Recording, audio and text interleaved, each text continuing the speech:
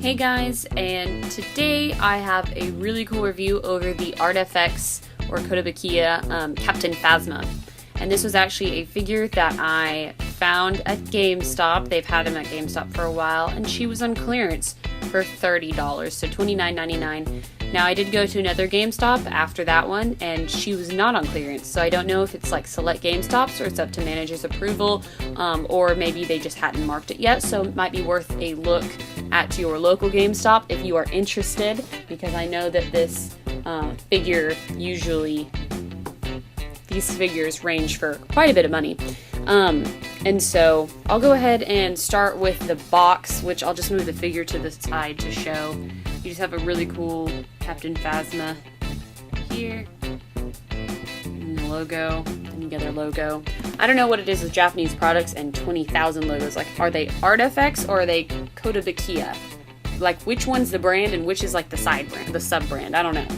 Anyways, on the front here we have Captain Phasma. It's a 1/10 scale pre-painted model kit, which actually almost makes it sound not as cool as it really is, saying model kit, but maybe that's just me.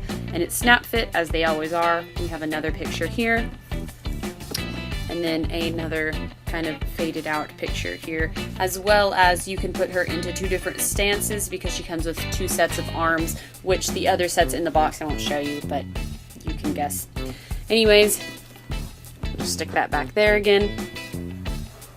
And here is the figure. So upon like first impressions, she is pretty wobbly at the base. It's the way her feet are, but luckily the base is magnetic. So I'm going to try to set this down. I always have a hard time reviewing larger things because I don't have a tripod for my iPad. I just have to set it on a stack of books usually to review. But the base is magnetic, and so I'll try my best. The base is magnetic, as they all are, and they're all black, unless you get like an exclusive one. I think sometimes they're different. And so her chrome painting is pretty good for, I guess, being like fake chrome.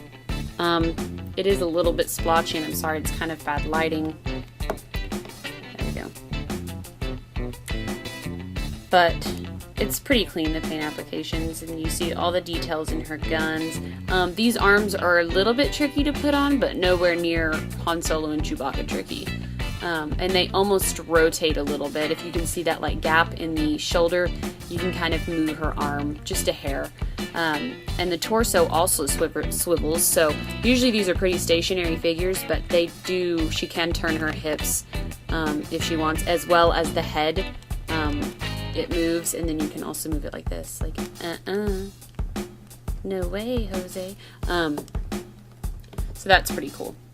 So you can just, it allows for more posability within the character, of course. And then you just go down to her legs, and she does, I guess, seeing like that. I like kind of how they've made her a little bit feminine without having feminizing armor, if that makes any sense. I mean, you definitely can, I guess, at least me, I can tell she's a girl. But it doesn't make her any less cool because she, first glance you think she was a man. Anyways, and the cape here, which is really detailed, it's kind of rough, and it's kind of a softer plastic, which is really cool because you can kind of see more detail on the cape than you can in the movie. I think that's pretty awesome. But I think she's going to look really good next to the other figures I have, and I was super excited about how cheap I got her for.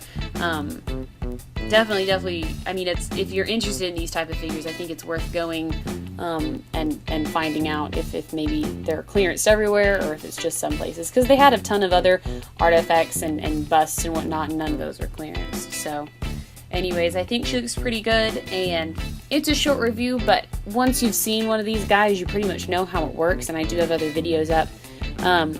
It's just kind of like an overlook of the figure. You also can display her without the cape. I guess I'll show y'all. Why not?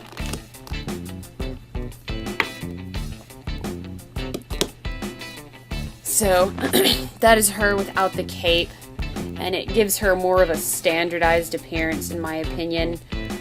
Because she looks more like a generic stormtrooper. Of course, if I saw her walking out through a cloud of white stormtroopers, I would crap my pants and run away, even without her cape. Her armor is just very distinguishing, and that usually means that you're gonna die, because there's specialist troopers and whatnot. And so I think that she's really cool. I think she displays well with or without her cape, and I'm going to display her with her cape just because I like it. That's the main reason. I think it displays well, and I like to include good pieces. And the other arms that it came with are just straight down. I'd show you, but they're in the box. So yeah, I think that she looks awesome though. Very, very cool. And I think her paint apps are pretty clean. I wish that they could do better on the chrome. I mean, she's a hard figure to nail down because she's supposed to be like chrome plated. And I mean, you can't just spray everything with chrome. So they have to use like a synthetic kind of shiny silver.